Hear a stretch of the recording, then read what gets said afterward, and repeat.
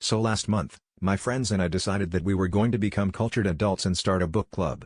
You know, like the kind of people who can say things like, "Oh, yes, I do prefer the narrative structure of Proust over Tolstoy," at parties and not get laughed at. The first book we picked was some critically acclaimed novel about a family and their generational trauma, because nothing says fun Friday night like existential dread. We agreed to meet at my apartment in 3 weeks to discuss it, and even made a group chat called the Book Coven, which was about as far as our commitment went. Fast forward 3 weeks, and the night of the meeting arrives. Everyone shows up with wine, cheese, and the kind of energy you have when you've just remembered you had homework due 30 minutes ago. I ask, "So, who finished the book?" Silence.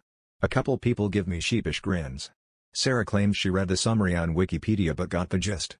Mike confesses he only made it to page 12 before switching to YouTube videos about raccoons stealing pancakes. But then there's Greg, sitting there with his copy, bristling with sticky notes, looking like he's about to defend a dissertation. Greg proceeds to launch into what I can only describe as a TED Talk/one-man show, complete with dramatic readings, interpretive hand gestures, and even a makeshift whiteboard he fashioned out of a pizza box. For 2 hours, we're held hostage as Greg dissects every metaphor, every character flaw, and, my personal favorite, an entire section on why the author's overuse of semicolons personally offended him. At one point, he tried to stage a dramatic reenactment of the family's Thanksgiving argument using wine corks as puppets. I'm still not sure if it was performance art or a cry for help.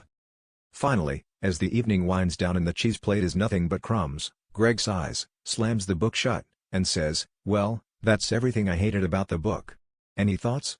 There's a long pause, and then Mike, mouthful of brie, shrugs and says, "Honestly, Greg, I think you just summarized why we didn't read it in the first place."